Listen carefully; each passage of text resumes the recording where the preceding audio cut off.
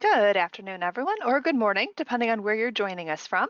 And welcome to today's webinar, Enterprise Risk Management Volume 1, Using Technology for Risk Assessment. My name's Amy. I'm a member of the marketing team at Perry Johnson Registrars Food Safety, Inc., and I'll be facilitating today's webinar and offering technical support to our speakers.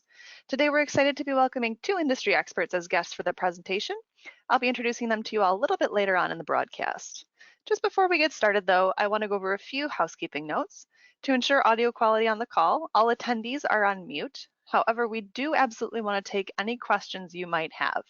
So to ask a question, you can just go ahead and type it into the Questions tab of the GoToWebinar control panel on your screen and click Send. We will answer as many of these as we have time for at the end of the prepared slides. Some of the most frequent questions we get include, where can I get the slides, or will a recording be made available? And I'm happy to say that both the slides from today's presentation and a recording of the full broadcast with the voiceover will be made available. The slides will be downloadable from the PGRFSI website, and the recording will be posted to our YouTube channel for you to review, or if you would even like to, send the link to someone who couldn't attend the live presentation. And this is just what it might look like on your screen. And you can go ahead and click the little triangle to the left of the Questions tab, and that should open the panel up for you to type in your questions and send them off to us. But before we get into things, I do want to launch a quick polling question for you all, just so we get a feel for who is in the audience today. Just choose which of the four options suits you and your situation best. The question is your organization currently certified to a GFSI standard? All the responses to these questions during the webinar are anonymous, so feel free to answer however you wish. We'll give this a few seconds to get some participation, and once we've gotten those votes in, we'll move right along and I'll introduce our first speaker for today.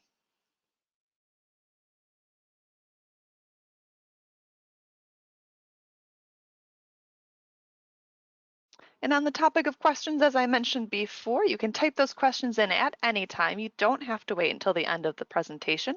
So just while they're fresh in your mind, you can send us any questions you think of.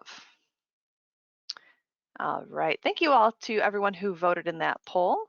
It looks like there's a pretty even split between folks who are certified with us here at PGRFSI, welcome to the webinar, and some folks who are looking to become certified, which is always great to see.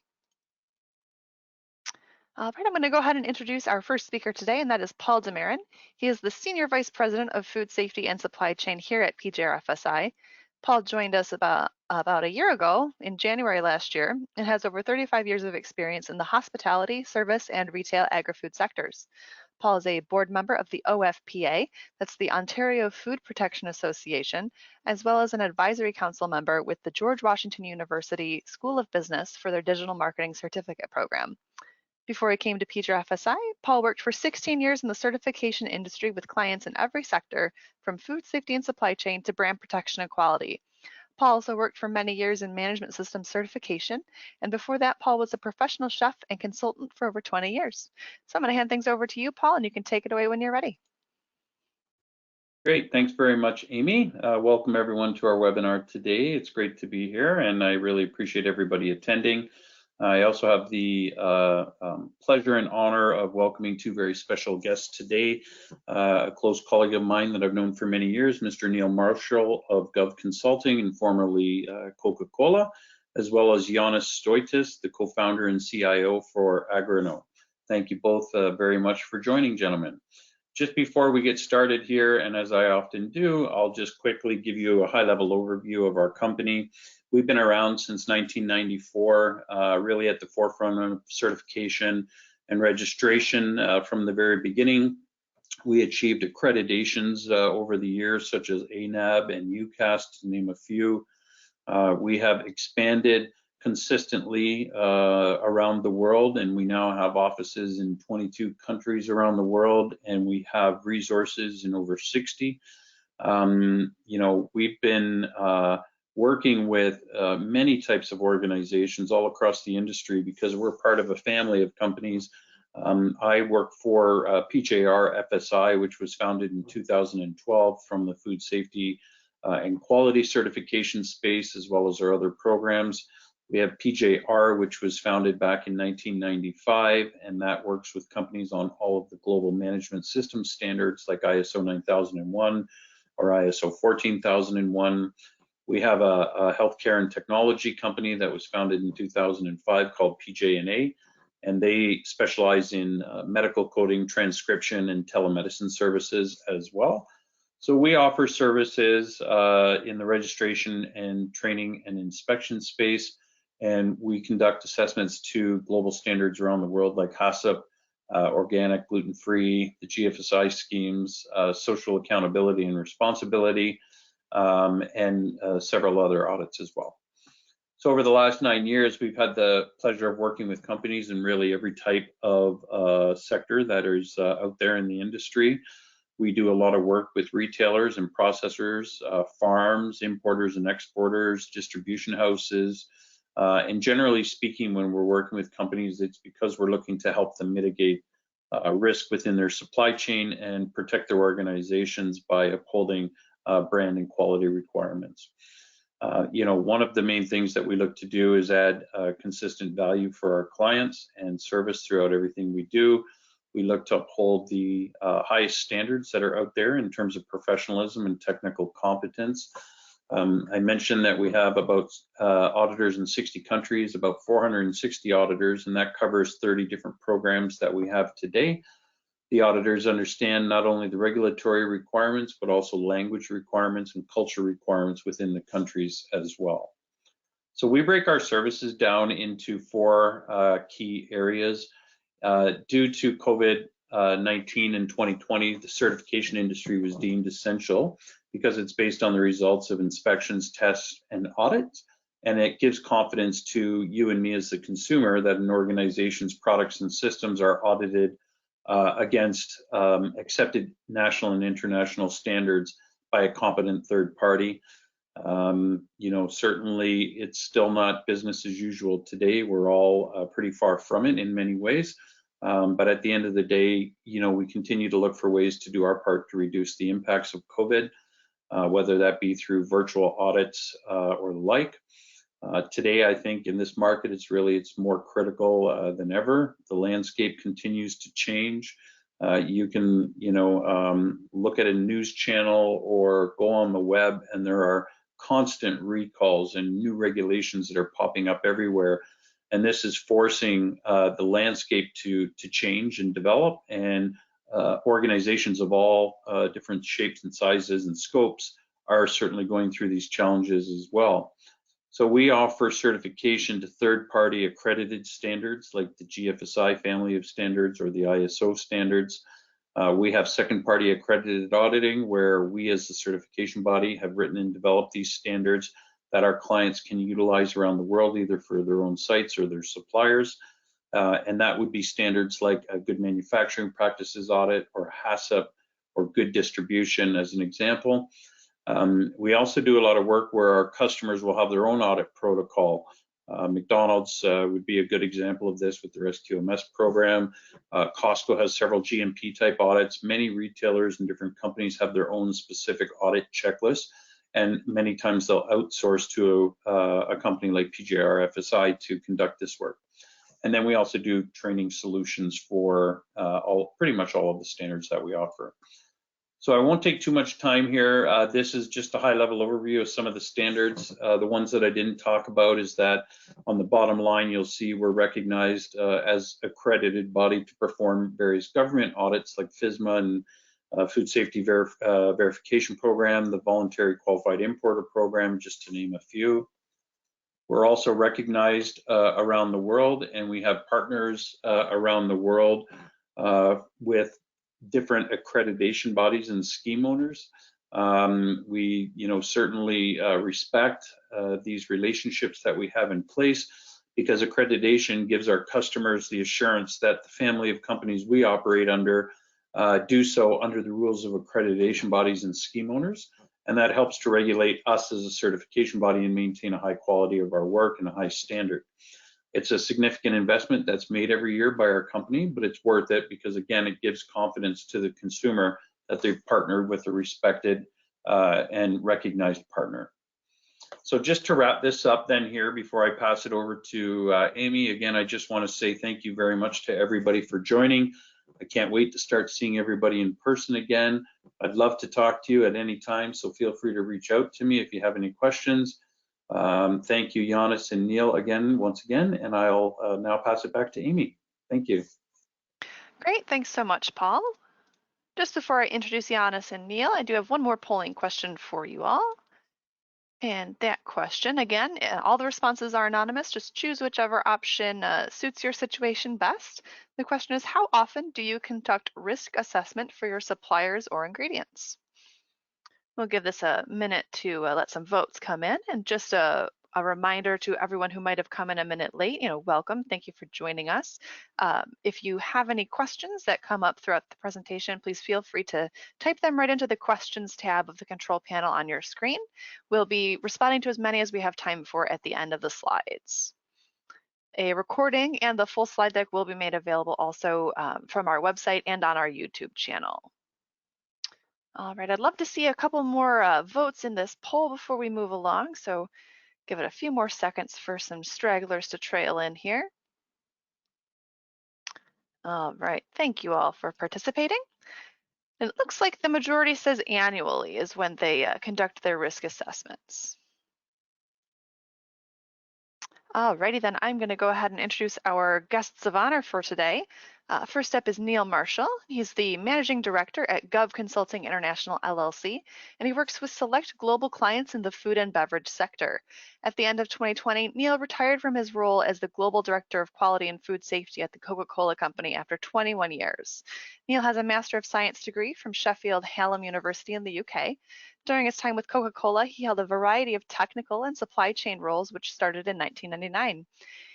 In 2009, Neil relocated to Atlanta for a global leadership role and led the introduction of GFSI compliance across 1,000 plants and 5,000 suppliers. Neil has gained critical experience in crisis management, mergers and acquisitions, risk assessment, supplier management, technical governance, and public-private partnerships. During his career, Neil worked in over 80 countries on every continent, acting as the global technical lead for the 2008 Beijing Olympics, the 2010 South Africa World Cup, and for the 2012 London Olympics.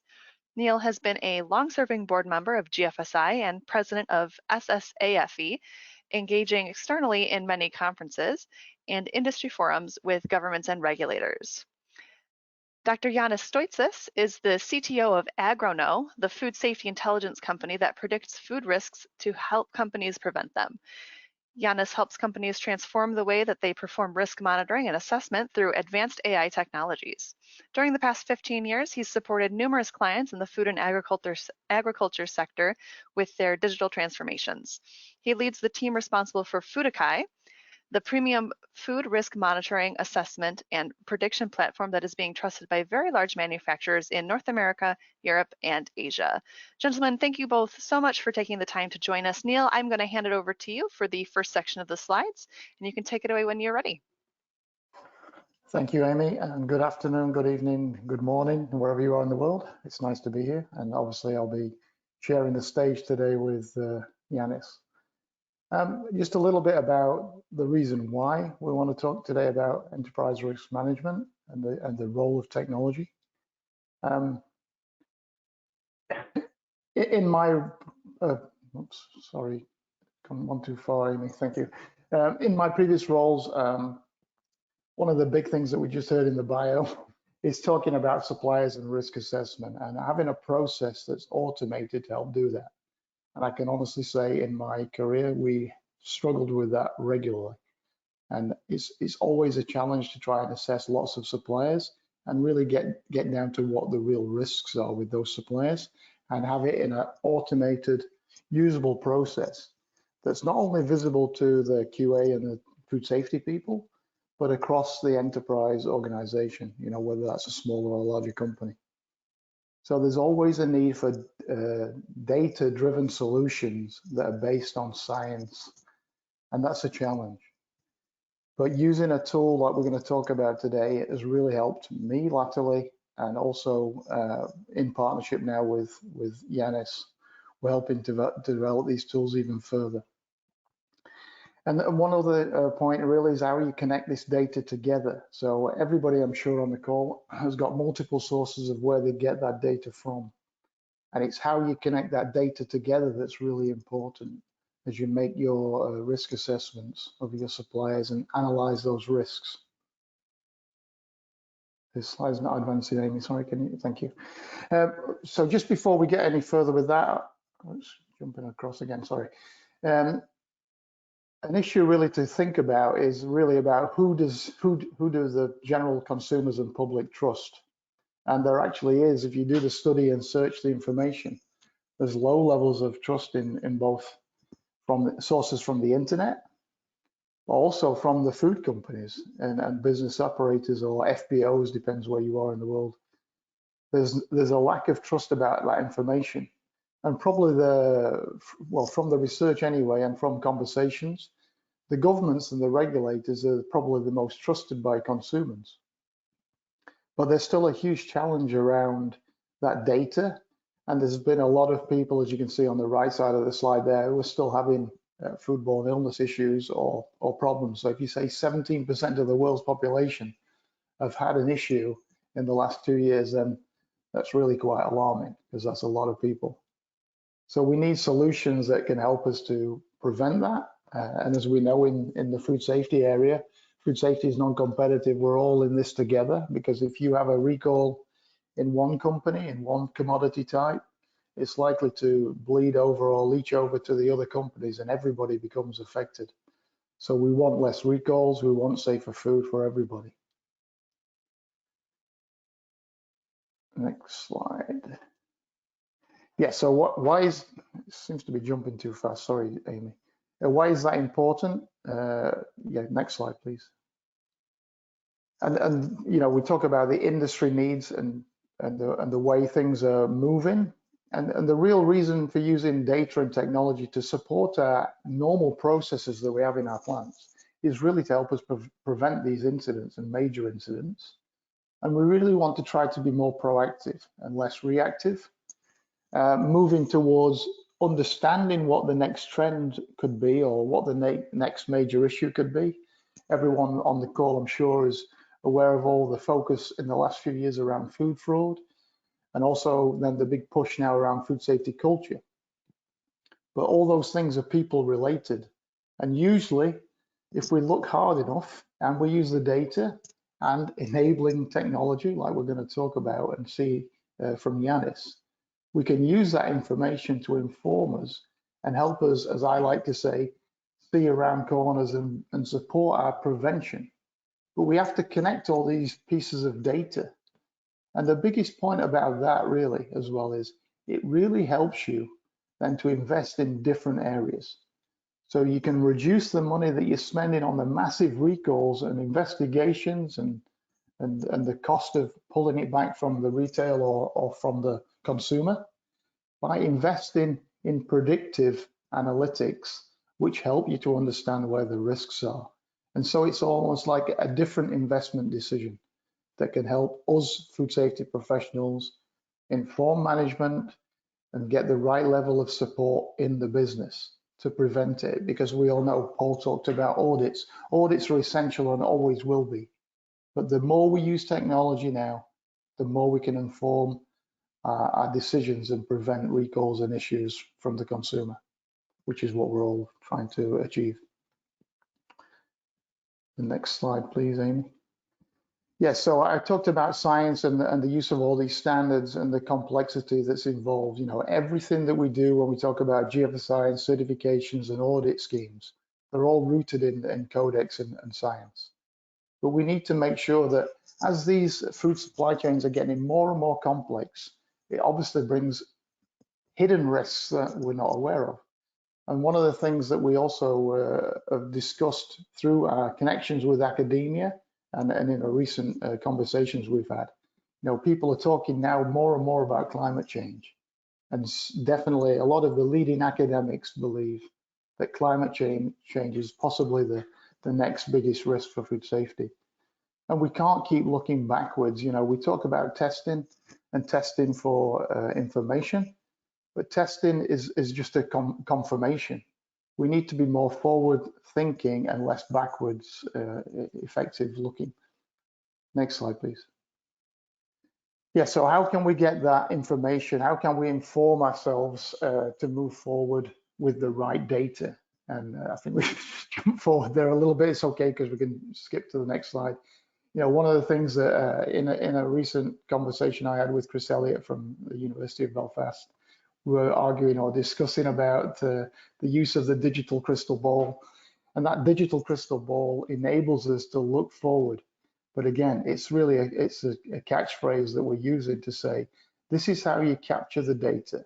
You have your test data, you have your information, you have your results for your consumer complaints, you have trends from the market, you have horizon scanning information, you have all that information. But how can you use it to assess your suppliers, to evaluate the hazards and risks, and enable you to make predictive assumptions and information about your products, your suppliers, and your ingredients. And with that, really, that's where we want to go forward.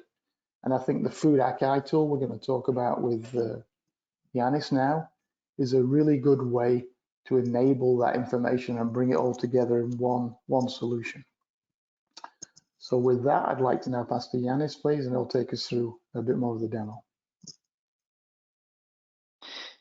Thank you so much, Neil. Thank you so much, Amy and Paul. It's great being here. Thank you for the invitation.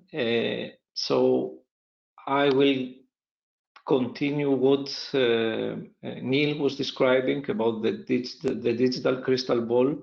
What we hear many times when we talk to food safety experts is that they are describing us that it could be great if they could have a digital crystal ball that will tell them which will be the most important next incident that will affect very much their supply chain.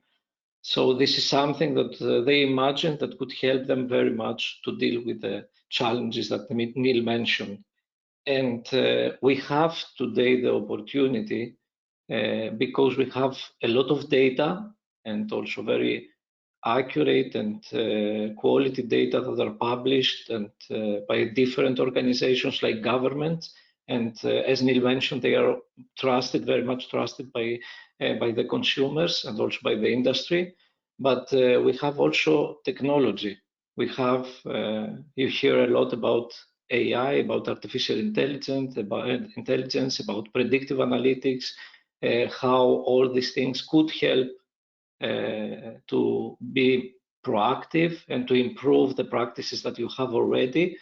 So in this webinar, you will find out how you can have your own digital crystal ball. So first of all, just a very short introduction to our company. Agronow is the food safety intelligence company that predicts food risks to inform prevention. What we do is that we collect, translate, and enrich global food safety data that are published by different authorities, different national authorities, and different sources all around the world. When we are working with the companies, with the food companies, our main goal is to become long-term partners of the company. So we build the authority around all the, we share information. We are very strong collaborations also with the academic sector and with universities that are highly recognized and that perform very good work in this area, but also with companies that are innovating, and we are innovation is one of the main things that we are focusing on. And also we work very closely to our customers because we want really to understand what are the challenges and try to provide the solution to these challenges.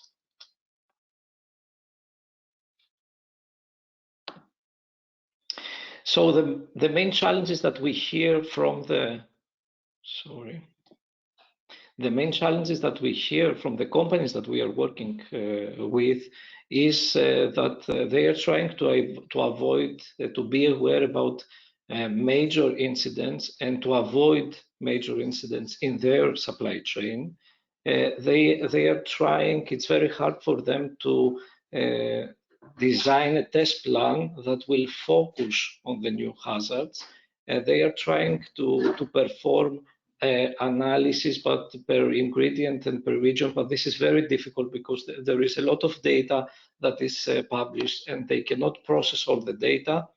It's hard for them to identify which are the risky suppliers, which are the emerging risks, and they are continuously worry about missing any important risks that may, any emerging risk and increasing risks that may appear in the global food supply chain and that could affect their supply chain.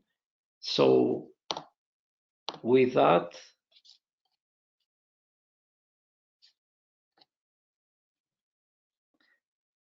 Amy, I will hand over to you for the polling question. Great. Yep. Thank you so much. Here we go. There is the third polling question on your screen now. As before, all the responses are going to be anonymous, so answer however suits you and your situation best. The question is, do you have full visibility of the incidents and risks for your supplier and their sourcing? We'll give it a minute or two for some votes to come in. Just a reminder to send in those questions as you think of them. You don't have to hold on to them until the end of the presentation. We'll just take as many as we can once we get to the end. And in case anyone missed the first portion of the presentation, the slides and the recording will be available usually within 24 to 48 hours of the webinar ending. All right, we'll give it a few more seconds for a couple more votes to come in as the stragglers make their selections. All right, thank you all for participating. And that's how the votes stacked up. So I will hand it right back to you, Yanis. Thank you so much. So let's go to real problems that the food companies have to face. For instance, one of the challenges is how to address new requirements, like the foreign supplier verification requirement. So in this case, in the case of this requirement, what is required by the companies is that they must evaluate the foreign suppliers' history of compliance with the FDA food safety regulations, or review and assess another's evaluation and document this evaluation.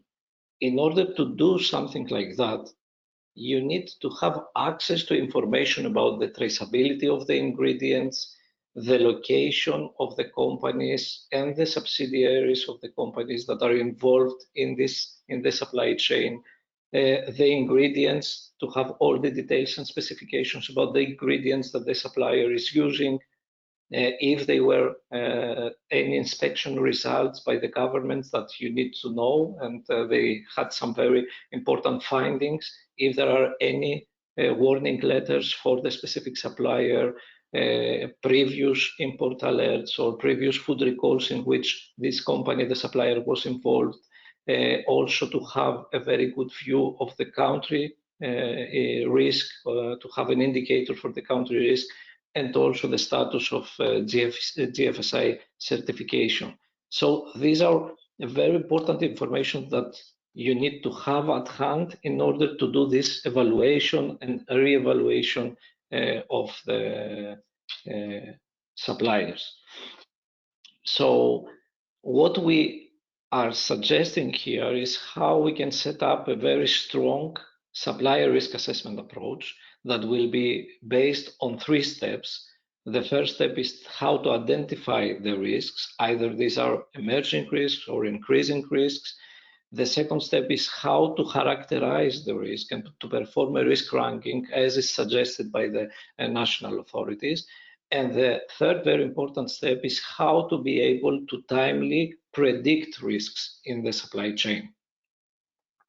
So in the first step, in the risk identification, it's very important to follow almost in real time all the incidents that are announced by the national authorities to identify emerging hazards that are relevant for your supply chain, and to have a very good alerting system every time that there is something relevant for your supply chain. Either this is relevant because it's directly linked to your supplier, or it is linked to an ingredient that the supplier is using.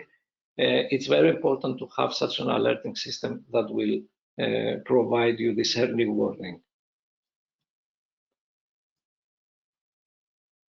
And you know that there are many emerging risks that are announced during the last years. So it was the case of fipronil in 2017. Now it's the case of, from September, we have the case of ethylene oxide in sesame seeds. Now we have the case of the prochloras in mandarins and oranges. And very new emerging issues like ethylene oxide being also extended to other spices and herbs. And these are very important risks that you need to be aware of.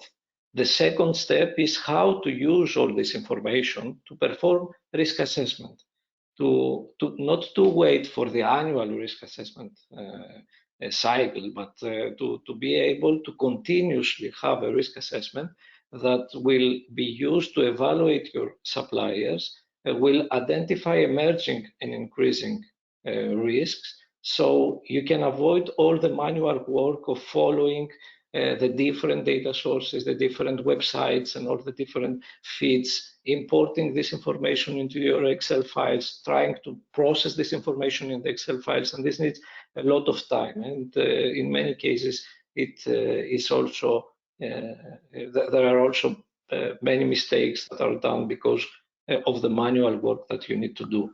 And then having all this information, having all the knowledge of and the history, but also the very fresh emerging incidents and increasing incidents, how you can predict the risk, how we can use this knowledge to predict the risk, and the risk that will be predicted to help us to identify which will be the supply, which are the suppliers that will be affected, and which are the products that will be affected. And Yanis, let me just interject there as well. This was always a huge pain point for me. You know, the amount of suppliers, the time taken to manually collate Excel spreadsheets, bringing the whole thing together. I mean, I'm sure it's the same for many people on the call. This is a real pain point. So anything you can show us to help us to simplify that and automate that, I think that's a huge value. Thanks, Neil. This is exactly the goal of the next slide. So I will show you how the technology can help us in performing a very good supplier verification, a supplier verification that will help us to address the requirements that we have from the new regulation, from the new standards, from the updated standards, but a supplier verification that will help us to prevent very important issues in our supply chain.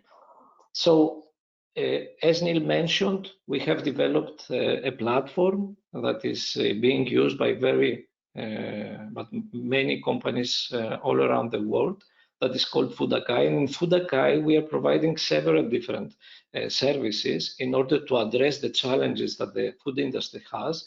And these services includes real-time incidents monitoring and alerting, emerging hazard analysis that can be done with a few clicks, don't need to process the information. All the information and the insights are ready with a few clicks. You can access the global lab test data and insights. You can you can create a reporting for the hazards and for your ingredients and your suppliers. You can perform supplier evaluation. There is a module that focuses on how the risk assessment can be automated, and of course on how the risk can be predicted. So from all these services, in the next slides, I will focus on the part of the supplier evaluation and the risk assessment for the suppliers, because these are the most relevant to the case of how we can have a very good risk assessment for suppliers and to deal with things like the requirement for supplier verification. So the first step when you want to start working with a supplier is to perform a background check, to perform a check in the history of the supplier, so you know which is the food safety behavior of the supplier so far. So you can do that very easily because you can search through hundreds of thousands of suppliers that we have in our database, and that is collected, all this information is collected from almost 100 national authorities all around the world. And this is an information that is not always available when you will do a simple search in Google or other search engines, because this information is available in PDF files, in JavaScript files, in Excel files, so it's not easy to extract this information. So using this supplier check mechanism, you can enter the name of any supplier and you can find out if there are any incidents or if there are any inspections or if there are any warning letters that have been announced and that have been linked to this specific supplier. And Yanis, again, just to interrupt you there. This for me is really, really useful because you can find, if you're looking to bring in a new supplier, you can just enter their name in there and do a search, as Yanis just mentioned. So you can use it with your procurement colleagues. You're thinking of bringing on a new company. This is really, really useful. And the data you get from the insights can also then obviously be used in your risk assessment process. Sorry, Yanis, please carry on. I'm just trying to add a bit of color there. I will also show how this is linked to risk assessment, but before going to that, you can organize all the suppliers that you are working with in the platform, and you can get a monitoring, a real-time monitoring of the suppliers. So every time that there is a new incident or a food recall or an import refusal or an inspection or a warning letter, you will be automatically notified. So you don't need to worry if you will find out about something like that. So this is why we are showing here in this slide that you can organize, you can add any supplier in the platform. Hundreds of suppliers can be added, and you can monitor automatically all the suppliers to make sure that you will not miss something that is important and can be prevented.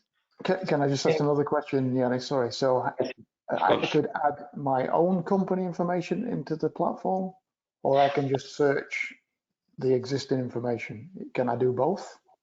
Yeah, you can do it for any company, including your company. So you can also have a very good profile, as I will show, of your company, of the performance of your company in terms of food safety and fraud and inspections and warning letters. This is very useful because we have a way of connecting all the different companies that may be subsidiaries, maybe different facilities all around the world under a new profile, as I will show in the next slide. But before going to the next slide, the magic thing that happens when you add all the suppliers in the platform is that you can get a supplier risk matrix that includes different parameters, like the risk that is automatically estimated based on the incidents that the supplier had, the risk that is automatically estimated based on the ingredients that the supplier is using, the number of recalls that he had, the number of import refusals that he have, inspection that the supplier has, warning letters. You can add the information of the expired certifications, and in this way you can have an overall score for this specific, for all your suppliers, and you can rank and prioritize based on this risk score of all your suppliers. So you can plan your audits, you can plan, you can ask for more certificate of analysis if you see that there is an increasing or emerging risk for a specific supplier.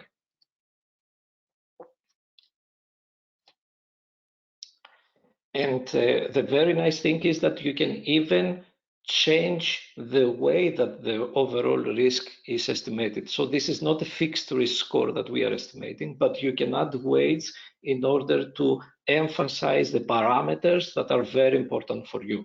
If, for instance, if you want to give the highest value, the highest weight to the expired certificates, you can do that, and add low weights for other parameters that are not so important for you. So there's an element of personalization then, Yanis, with your platform that can be added. Okay. Exactly. The idea is that from all the hundreds of thousands of incidents that we have and we are collecting, it's not possible to follow all this information. Not all this information is relevant for you. So you can personalize this in terms of the information that you want to see and you want to monitor, but also in terms of the suppliers, ingredients, finished products that you want to monitor and to have automated risk. And for each supplier, as I mentioned and already answered to Neil's question, for each supplier, including your own company, you can have a very good verification report, an evaluation report with the food safety history, including the incidents, the inspections of the supplier, or the risks for the main ingredient, for the main raw material that this supplier is using. For instance, here we see a supplier A that he's a supplier of cocoa beans. You have directly automatically estimated the risk factors for the incidents, for the ingredients, and also for the country risk. So this helps you to see at which level of risk this supplier is. And the last thing that I want to speak about is that we hear a lot from the people that we are talking to, from the food safety experts, if using such an automated risk approach, we could, and the risk prediction, if we could predict and prevent a specific recall. So I will share with you here an example. You know about this emerging issue of ethylene oxide that has very much affected mainly the European region because it's not authorized as a chemical to be used in food products. And we had a very important outbreak of many recalls. More than 900 recalls and border rejections were reported. More than 150 different product and ingredient types were affected. These products and ingredients were distributed in 32 countries, so these countries were affected. And the amount that was identified, that the ethylene oxide was identified, was 1,000 times larger than the acceptable limit. So this is a very important emerging issue. And this is an ingredient that is used in many different finished products. So I will just share with you an example of a product, an instant noodles product, which was recalled at the beginning of November 2020. This is a product which has as one of the ingredients the sesame seed, but there has also other ingredients. So this product was recalled and I would like us to go to the end of September of 2020, 2 months before, 1 month and a half before this specific incident. And the prediction model of Foodakai platform was highlighting at that time that there will be a very important increase of the incidents for the sesame seeds within the next few months. And specifically, it highlighted that the ethylene oxide will be one hazard that will be extremely high and will be increased within the next few months. And this was almost 2 months before the recall. So also, this was reflected in the risk analysis, that was provided by the risk prediction module of Fudakai. And the risk prediction module also highlighted which are the finished product or the suppliers that will be affected by this emerging and highly increasing issue. So using this information, at the end of September, what is the value that you could get if you were the company that is producing such a finished product that was recalled? So first of all, knowing this information, you could ask suppliers who are using this ingredient to provide certificates of analysis for the specific parameter, and to be able to even identify this and prevent something like this. Or if you see that there is such an emerging issue, to ask for an extra audit or an unannounced audit and see if such a chemical is used or have been used by the supplier in this case. So the most important things that you can have with the value that you can get with such an automated risk approach, with such an automated supplier risk assessment approach, can be summarized in 3 points. The first is that you can avoid all the manual and hard work of trying to do the risk assessment for all the hundreds of suppliers that you are using in your supply chain. The second is that you can activate very fast and timely preventive measure mitigation actions that could help you to prevent a very important incident that could affect your company and could create a high cost center for the company due to all the processes that you need to activate in the case of a recall. And the third point is that using such information, you can prioritize your suppliers from higher risk to medium risk to lower risk, and to get actions to design mitigation actions for those that are at high level. So that's all for me. Sorry, Yanis, I was going to say as well, the other point for me really, or a couple of points, are it's around the automation of the process as well. So it becomes a process and a routine, not something you're just doing ad hoc or, just maybe once a year. And the fact that you can get the data into one platform with a dashboard where you can see those risks and know where your suppliers are makes you more data focused, using the data to make decisions. It's obviously critical to do that and follow a routine and have the right people looking at the information.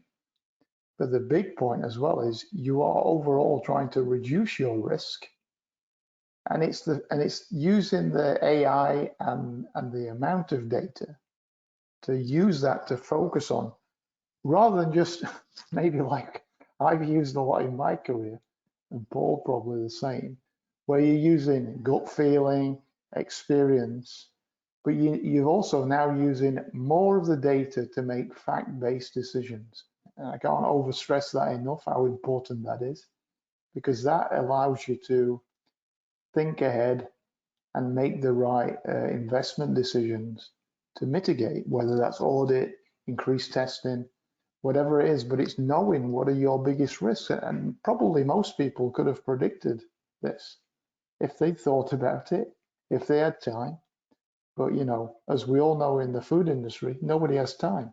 Everybody's doing enough, and especially in a pandemic situation like we've been in for the last 12 months, people are stressed, pressed even more to try to reduce costs and try to do the right thing and make sure everyone remains compliant and the food that they're producing is safe. But the preventive piece and the predictive is the real additional piece that I'm really excited about for the future. And I think we need to use that more and embrace it as food safety professionals. Sorry, Anna. Pass it over to you again. Neil, thank you very much for pointing this out. Yeah, I have finished my presentation, my slides. So Amy, I'm getting. All right, no We just problem. want, Thank you so yeah, we much. just Thank want you so much, maybe the guys. next slide, Amy, just to show if people want to see Yeah. more. Yep. You can contact Anna, obviously, before you go to your polling question, and this will be available as well. So there's a contact and a QR code Yeah, that's up sure there. thing. No, I will pop this right back up on the screen after we have Sure. gone through the polling question, and then I can go over some Some key upcoming results. webinars for the Yep. rest of us here. Sure. All right, let's see here. The last polling question is just to see which other topics you might like to see PGFSI cover for future webinars. You can choose as many or as few of these as you like, but just in the meantime, just to make everyone aware, we do have a very full schedule of upcoming webinars scheduled all the way through June, and that includes not next week, but the week following. We are presenting artificial intelligence and digital AI, focus on traceability and ethically sourced foods. We also have a webinar in 2 weeks on managing documentation. And then 2 weeks from now, there is food safety in a digital era, online expectations. So there's plenty of webinars coming up. We would be thrilled if you could join us for those. They are all free to register. And you can find the full list of upcoming scheduled presentations at pgrfsi.com/webinars. All right, I'm just going to go ahead and open up the questions panel. If you haven't sent in any questions you might have thought of for Giannis or Neil or even Paul, go ahead and get those into the questions panel. I know I personally have a question for Giannis. Where did you come up with the name Food Akai? Does it mean something behind the scenes? Very good question. So it's the obvious part of the name is the food. And we were looking of a second part that will link the food to quality, safety, systematic, very good methodology. So we used something that sounds very Japanese because they are Japanese are very focused on quality and safety. And this was also the name of old sound systems that are used in the past, but they are also now Akai. So we used this combination of food Akai, and this was really a success. Yeah, It seems. I had been wondering if it was a Japanese inspiration since Akai means red.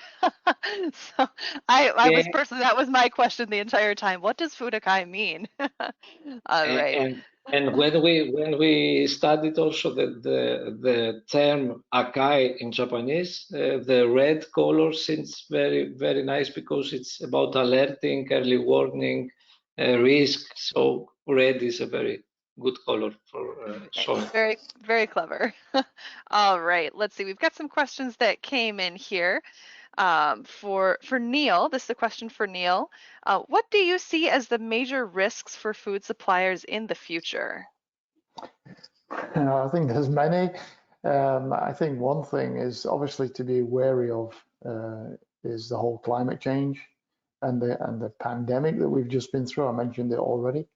You know, there's probably a high likelihood of issues resulting from the pandemic. You've got product ingredients stuck in borders that were there for a long time.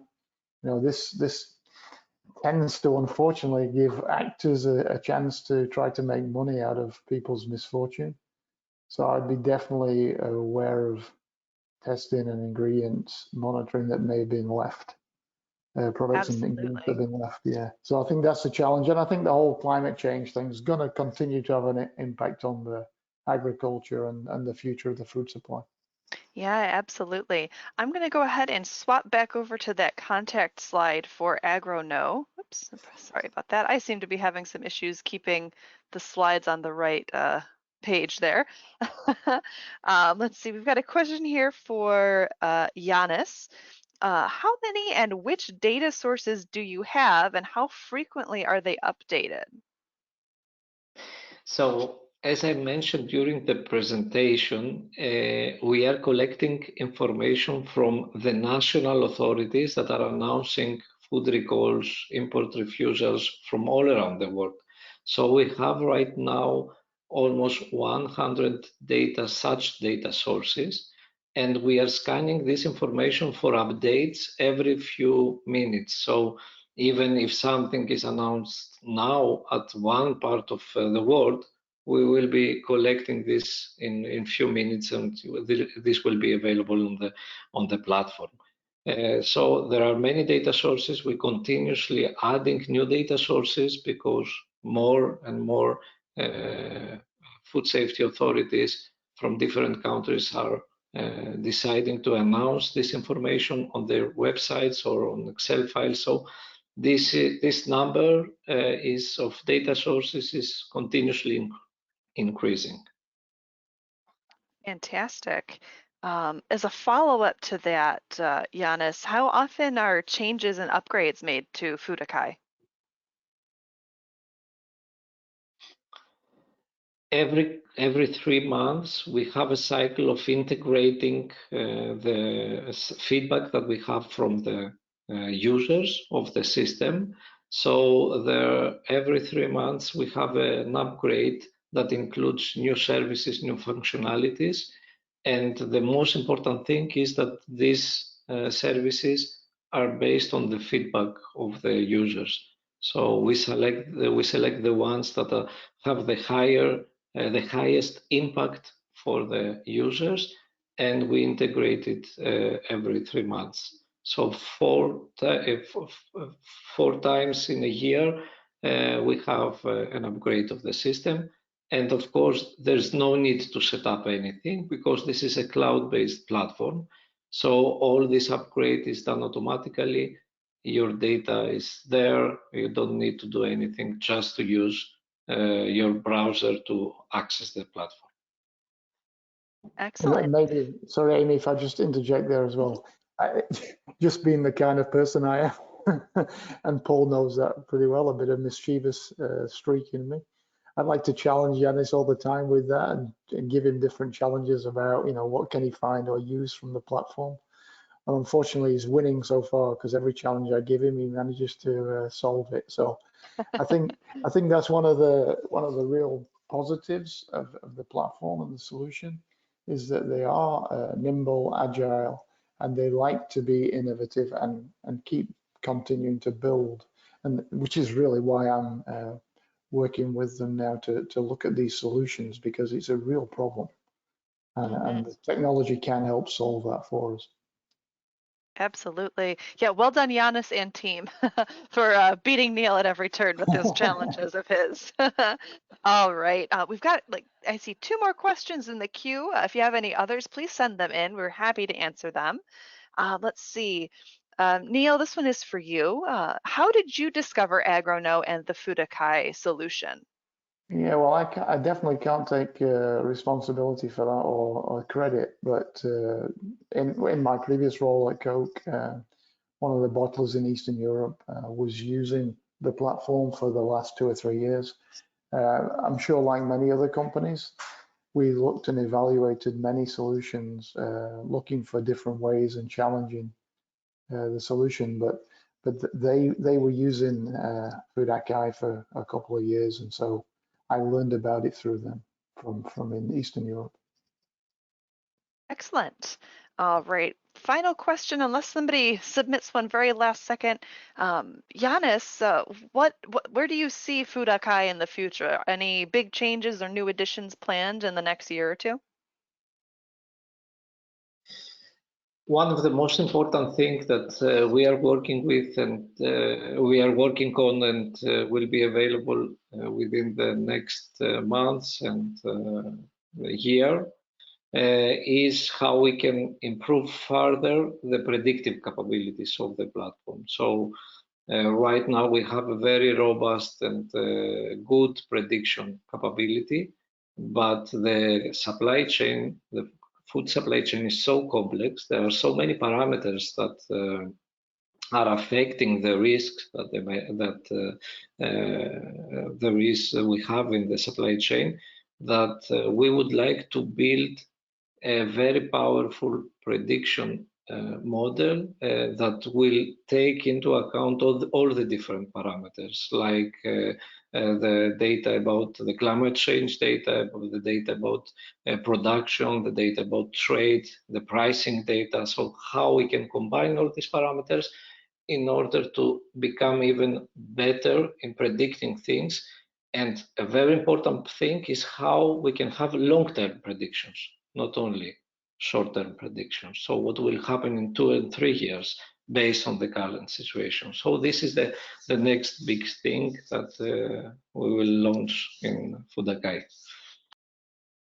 Fantastic. I'm sure it's a very exciting time and a very dynamic field to be working in. So I'm looking forward to seeing where things go in the future.